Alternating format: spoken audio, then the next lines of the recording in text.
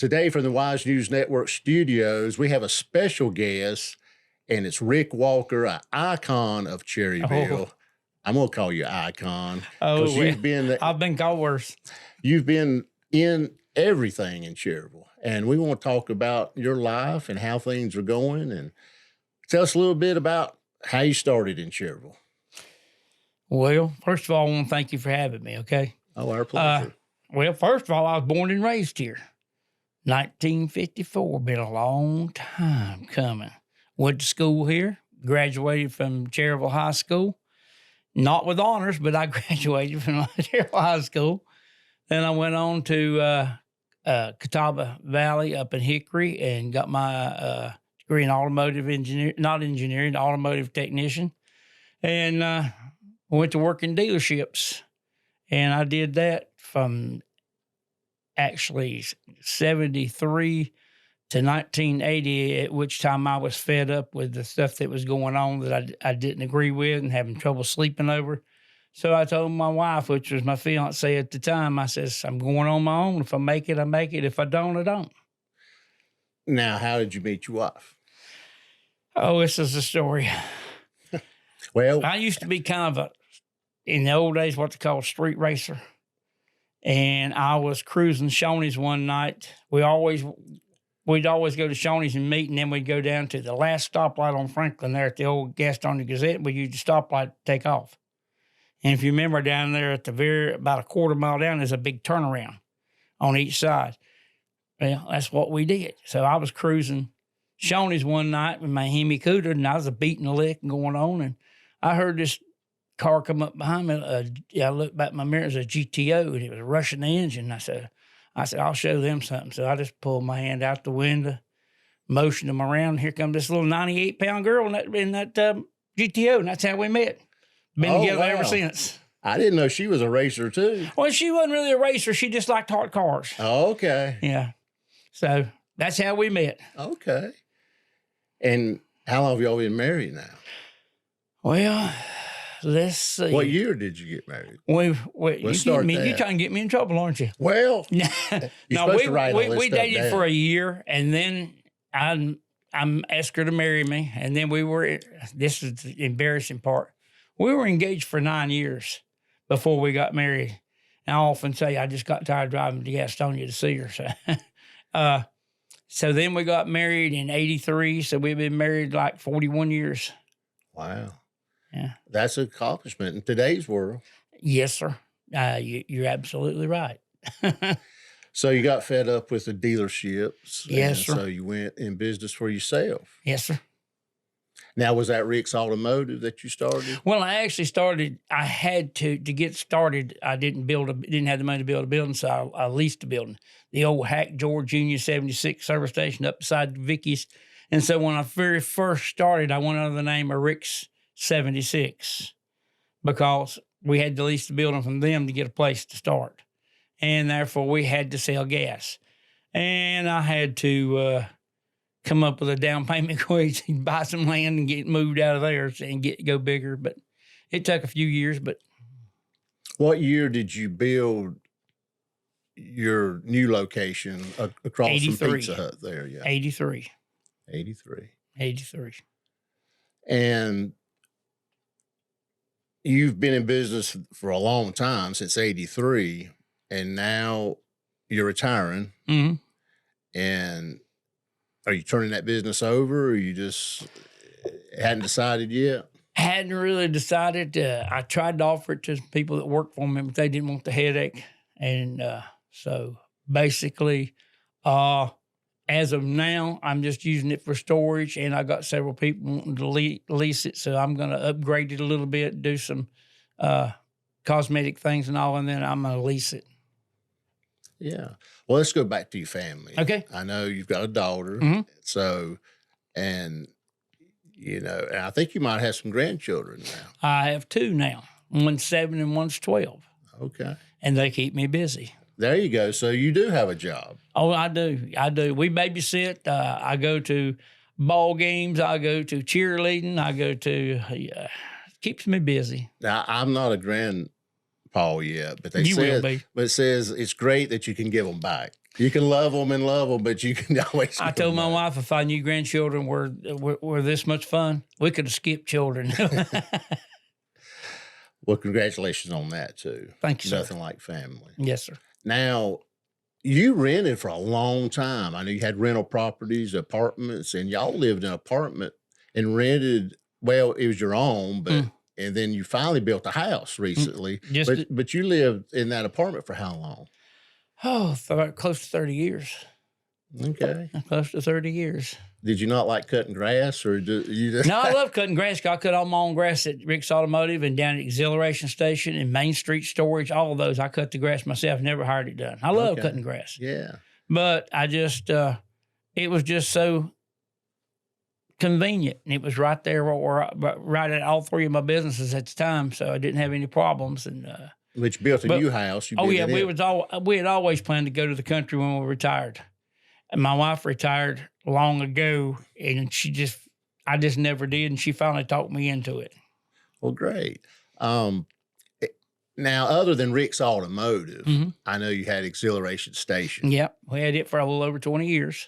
Oh, wow. Was it 20 years? 20 years. Built it in 95 and closed it in late 2015. Now, y'all had games and putt-putt and had birthday parties, had all kind of stuff. Yes, sir. Miniature golf, batting cages. Actually, towards the end, we actually built a 3/4 mile nature trail and had picnic shelters outside too. Birthday party rooms inside, and we averaged about 35 to 40 games at all times. So you ran that and Rick's Automotive. My wife more ran that than I did. Okay. I just had to do all the maintenance, buffing the floors and cutting the grass and the landscaping out in the miniature golf. I took care of all that. Now, other than businesses, I know you're on some boards like Chamber of Commerce.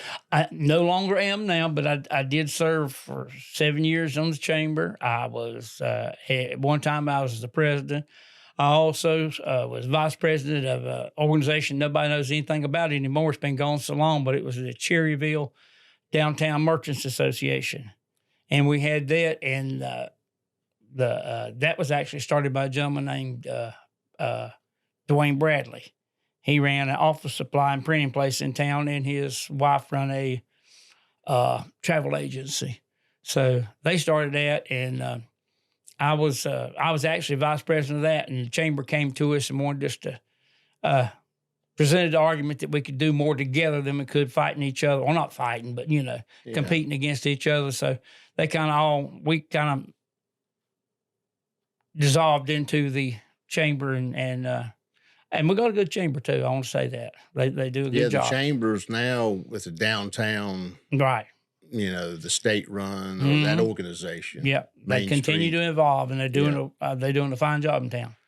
And I hear people complain about them all the time. There's no justification for that. And people do a hard job for nothing. And I remember you having a little blue chew. Mm-hmm.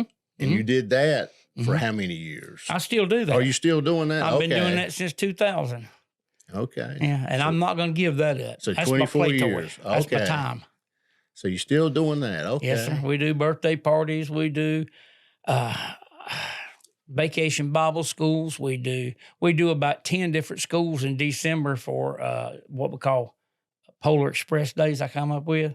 And so they have us come in and spend all morning running kids around hunting the North Pole and then dropping them off on the other side of the school where they have Santa waiting on them. That sounds like a lot of fun. It is. Well, that's great. I didn't know you were still doing that. But how can people get in touch with you to maybe book you for that? LittleBlueChew.com. Okay. Or Little Blue Chew on Facebook, either one. So really, that's the only business you got going right now? No. Well, what else you got going on? I have Tranquil Acres Flower Farm. Okay. That's a new one on you, isn't it? No, I didn't know about that one. We started that a couple of years ago, and basically, when we bought the country and bought the land in the country, and we sell to wholesalers, which in turn sell to florists, and now we have started selling to a few florists also.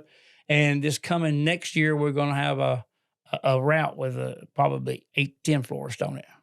Wow. What kind of flowers are you growing? We grow peonies, we grow dahlias, we grow sunflowers, we grow zinnias, we grow cosmos, we grow. I mean, I can go on and on.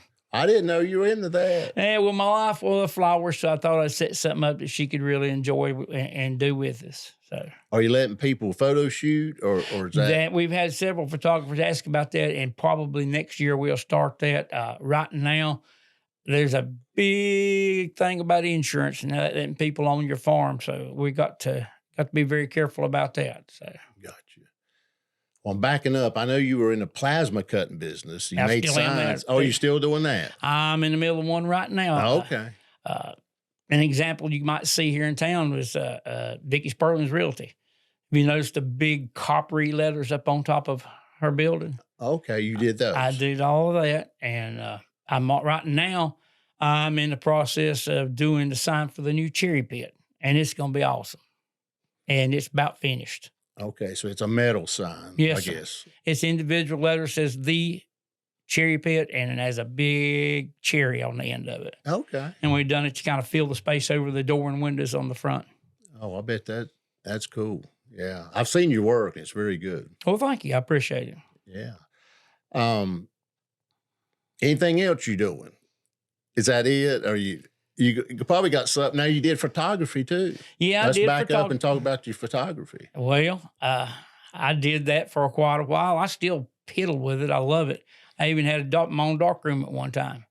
But the most nervous thing I ever had, I done a wedding.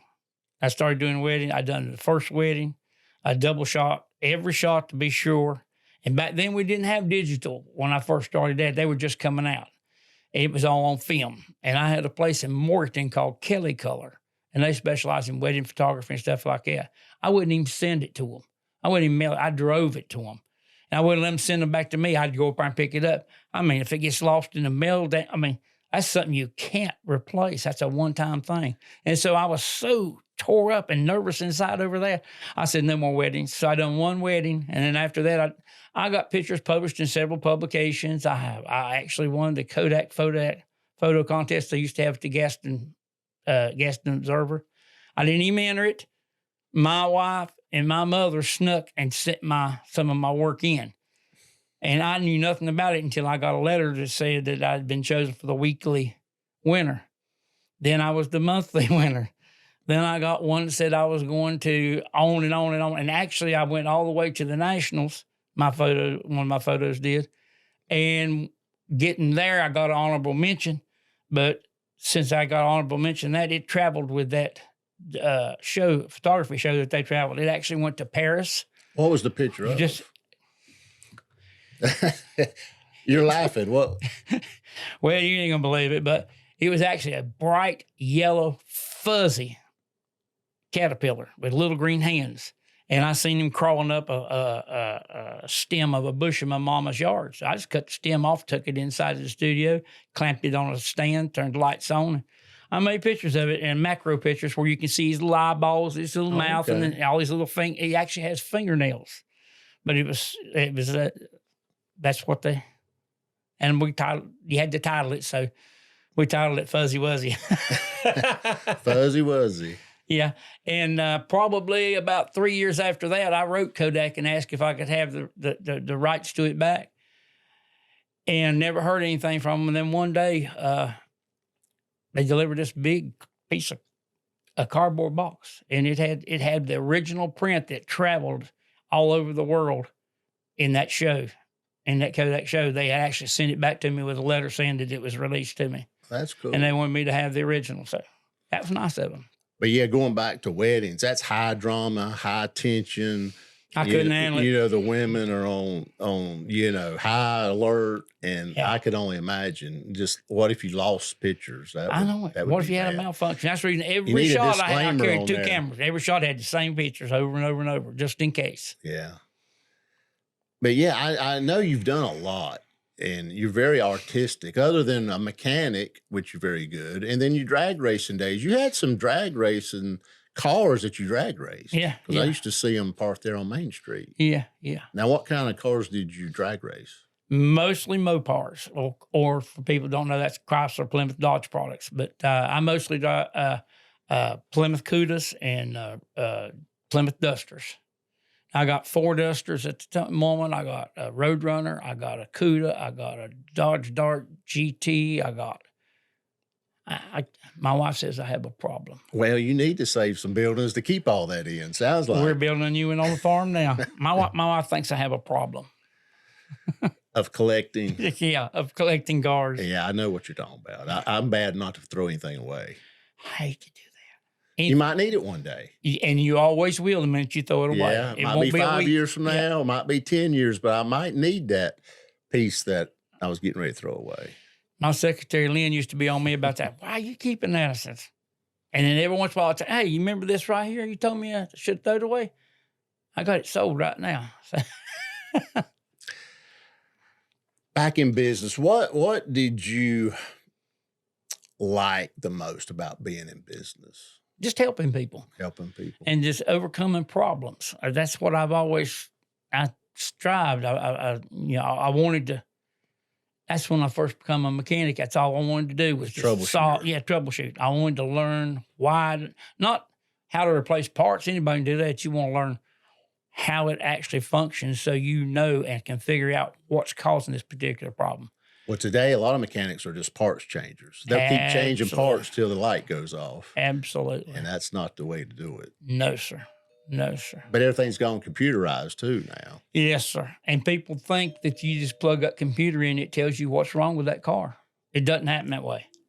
No. No, it gives you a code. And that code tells you which system has failed. Then you have to go from there and then start checking each individual. It might say EGR system failure. Okay, good. That means it could be the EGR valve, could be the pressure sensor, could be the position sensor, could be a vacuum leak. There's a well, some mechanics today, they'll change half a dozen parts till the light goes off. Well, we got it fixed. And they don't have a clue what it was. Exactly. I know But that. everything's gone computer too. Yeah. And a lot of the dealers you have to take it back to the dealer on some of this stuff. But if people would sit down and have the right stuff in front of them, we use a service called, we did use it up until 2 weeks ago. We used a service called Pro Demand, and I could put that code in there, and it would give me a flow chart to follow. Check this here. If that reads this or that, then go to the next step. And, sometimes it's 30. I have had one before that was 37 pages long before I got to the root cause of the problem. And you might find it on the first page. You just have to go through that diagnostics in that particular order and without skipping a step to be able to find out what's wrong. And people don't want to take time to do that anymore. Yeah, I think diagnostic is probably the hardest thing to price too. It is for our electrical business. Oh, absolutely. It might take you 15 minutes. It might take you 3 hours. It might take you all day. That's right. So, it might take you all day to figure out what's going to be a 30-minute repair. Yeah. So people don't understand that. Yeah. And on the flip side, what was the thing that you disliked about being in business? I can't think of a thing. Not one thing? Not one thing. No government taxes? You love playing no red tape? That's one reason I'm not selling my building now. I have 2 people actually interested in making an offer on the building. But by the time, it had been depreciated off through my corporation all these years. So whenever if I sell it, 100% of what I sell it for is subject to capital gains tax. Mm-hmm. And when I sat down and looked at that, capital gains and what I was going to get, I said, I'll just lease it and leave it to my daughter. In years to come, she wants to sell it, she can sell it. But there'll be an income from now on like that way. Well, do you think it's harder to run a business now than it was 30 years ago? Absolutely. So much more to deal with now. Red tape. Red tape is one of the biggest things, plus the complexity of an automobile and whatever you're in. Everything has changed. And I see it. A lot of people, everyone's getting bought out. A lot of people are selling to the bigger corporations. Exactly. Eventually, there'll be only a handful of people working on That's stuff. sad, isn't it? Yeah, that's just the world we live in, and I think the car manufacturers, they want things to break. They actually do. I mean, they want quality, but they don't want a car that's going to last 500,000 miles, or No, they'd be out of business. no. So they have to make. Things are built so cheap now. Parts, window regulators used to be all metal with a motor. Now they're got a motor pulling little cables. These little cables go over these little plastic guides. We put them in all the time. I'm call her name. We had one lady. We put it in her, and it was a Cadillac, and we replaced all 4 of hers over a period of about 18 months. All 4 doors. It's just But the way they Cadillac make probably things knew now. exactly Oh yeah. the lifespan. It's probably right out of warranty. You know, the transmissions, the drive line. They know how to warranty these things. Oh, absolutely. Church life. I know you go to church, Presbyterian. Go to First I know you're Presbyterian in Cherokee. active there, ushering and all kind of Well, good yeah, stuff. I'm actually ordained elder in the Presbyterian church. Yeah. They dropped their standards. Well, no, I mean, no one's perfect. Absolutely. If we didn't, if we was, we wouldn't have to be going to church, would we? That's right. That's right. We talked about your new house and retirement. So you're really not retiring. I mean, you sort of are maybe from the automotive, but I don't think Rick Walker's slowing down any.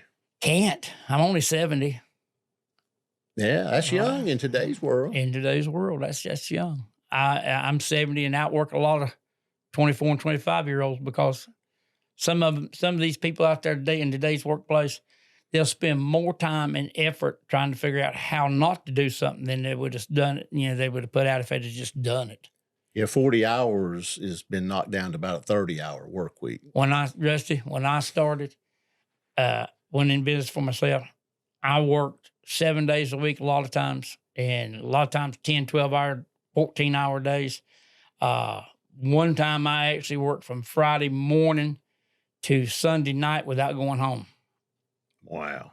They had ordered 3 Chrysler dealer over in Shelby had ordered 3 Chrysler LeBarons and had accidentally hit AC delete. So they bought the factory kits, and I had always done all that for them when I was there, and they didn't have anybody that really wanted to do it. So they sent them to me, and I did them. I worked one whole weekend without going home, but I crashed afterwards. Yeah, in today's world, you ask somebody to work a weekend, what? Yeah, I know. But that's just the world we live in. What's something about Rick Walker that no one else knows about that you could tell? I'm not going to jail. Something good Well, that the public may not know about. Well, I don't know. I didn't know. I love kids. I do everything I can for them. I actually was on the board of Gaston County Special Olympics for many years. Okay. And I actually, in 2000, I served as the director of the board, and I'm certified Special Olympics basketball coach. The team, my last team, we went undefeated all the way to the state championships, and we was over in Winston-Salem at the, I know it was in Greensboro Coliseum, where all the ACC games used to be played. And we lost in the last minute in the title game. And them guys, and I had more of an adult team. And they cried on that bus. They cried all the way home off and on. I'm telling them, I said, boys, it ain't your fault. Y'all done all you could do. It's my fault. And so, I just didn't coach enough, I guess. I don't know. Well, I didn't know that. I mean, you've had your hands in a little bit of everything in Cherokee. That's the only way to be. But you're born and raised, and Yes, sir. and we can tell you love Cherokee. Oh, yes, sir. Because you've put a lot of time and effort, a lot of stuff for free, Mm-hmm. And had a lot of businesses. Yeah. How do you see Cherokee growing? I know we're getting a lot of new stuff. How do you see? Are we on the right path with stuff, you think? Yeah, well, that's yet to be seen. But as far as I'm concerned, I think so. I mean, we had so many buildings in downtown that were just falling in. You know, that had you walk by them in a rainstorm, watch the water puddling in through the windows. And there's been a lot done to that. and downtown's being revitalized. It really is, and hopefully it'll keep that path, and we'll. Well, Charlotte's coming this way, whether we like it or not. Absolutely, they've done took over Belmont. Well, the Catawba River slows a lot of stuff down, because there's only so many bridges. Exactly. And if it wasn't for the Catawba River, Charlotte would have been here by now. That's a good way of looking at it. Yeah. Because Charlotte grew south, east, and north, and the crossings kind of kept it back a little bit. Well, they got to propose for another highway, but I don't know whether that's ever going to come to fruition or not. But just like 74 in Shelby, we might see it finished in our lifetime. But they've been talking about it my whole life. Have you been through there recently? Yes. What do you think about all them turnarounds? I think the traffic circles are a smart idea. Now, whether people learn how to drive them is a different story. That's the main thing. I've been dealing with them for many years over towards Charlotte and Lake Norman area with going and doing parties and fall festivals and stuff with the train. And sometimes with that 26-foot trailer behind it, which, with tongue and all's over 30 foot, just kind of, you have to hang one side to get around those things. But they do stop a lot of people from having to stop and sit. Well, as far as cost, you're not having to maintain a traffic light. Absolutely. It keeps traffic flowing. Mm-hmm. They have what they call a truck curb now that you can go up on it for tractor trailers, and the middle part's raised, but that little apron there is for the back of the trailers. But it's a smart idea, really. I think people, once you get in the circle, you have the right of way. Exactly. But before you get in there, you have to stop. But I think once people get trained, I think it's a better way to go. It keeps traffic moving. A lot better. And over Europe, they're everywhere. I know. And so what happens in Europe, we generally catch on. It's just a couple generations down generally. But Rick, I appreciate you coming in. I appreciate you having us. And I appreciate you talking about your life a little bit. And what goals do you have from here on out? Live to 100. Live to 100. Yeah, catch a lot of fish. Catch fish. Yeah, you was in a Bassmasters too. Yeah. Oh, yeah. I 20 years with Cherokee Bassmasters. I fished red men tournaments, hungry fishing tournaments, BASS tournaments, my life member of BASS. And you know the secret catching fish, don't you? No, what is it? Go early and stay late. Go early and stay late. That's the way to catch them. What if you catch the big ones early? Well, you don't have to stay late. You still have a boat? Yes, sir. Okay. Yes, sir. Okay, so you still have your boat, still have a lot of toys. So Carolyn's not going to let you get rid of your toys. She ain't going to make me get rid of them. Okay. She's a good woman. She don't care. Whatever I want to do, I've never had to ask her a thing. Baby, you don't have to ask me nothing. It's your money or your life. Do what you want to do. Yes. But I look after her. Yes, 50-50. Yeah. Yeah. And your daughter's name? It's Lauren. Yeah. And your grandkids? Lauren Lockridge, and she has 2 children. Kaylin Lockridge is 12. She plays volleyball and cheerleads. And then we have the little one, which is Camden, and she is 7. Well, live to 100. You'll get to see them grow through school and I'm college definitely going to see them graduating. I'm going to see great grandkids. There you go. We think school age, 1 to 18 years old, in an adult's life, that's just a short period of time. Absolutely. And it goes like that. It does. It does. And all these... Seems like yesterday. All these people listening, once you get 21... everybody's looking for the 18, and they're looking, or 16, so they can drive a car, then 18, then 21. Past 21, a birthday, you're just glad to have them. Exactly. And be proud to have them. And as you get older, thankful. Your time perception becomes different, I think. And I don't know if we got so much on our minds, but days turn into weeks, turns into months. It's like, no, that was a month ago. No, that was a year ago. Exactly. It's easy to do. You know what I'm talking about. You know what my favorite thing to do right now is? What's that? Me and my wife sit on the front porch and just stare out across the pond with the blue herrings and the geese and just cooters and fish jumping and whatever. I can sit there for hours and just stare at it now. You've got a beautiful place. I've Well, seen thank some you. I pictures appreciate that you've put online. So Appreciate it. you've done well. I try hard. Well, you've put a lot of work into your life and helping others too. Well, And thank you. And it looks like it's paying off. Thank you, Lord. Yeah, he's looking after you. Yes, sir. Anything else you'd like to say before we sign off? Just that I appreciate you having me in. Did we miss anything? I don't think so. Nothing I want to talk about. Okay. Rick, I really appreciate you coming in, talking about your life, and you've been an icon at Cherokee. Oh, I know you don't want to say that, but you are. You born and raised and had a lot of businesses, and you've helped a ton of people, and you like kids, and you've had your thumbprint on a lot of things in Cherokee. Even your signs that you're getting ready to put up, that's your thumbprint on it. So congratulations. Thank you, sir. Well, that's it for today. I'm Rusty Wise with Rick Walker, the icon of Cherokee. Don't say that. Appreciate everyone watching. Till you see us again, this is Rusty Wise from the Wise News Network studios. See you later.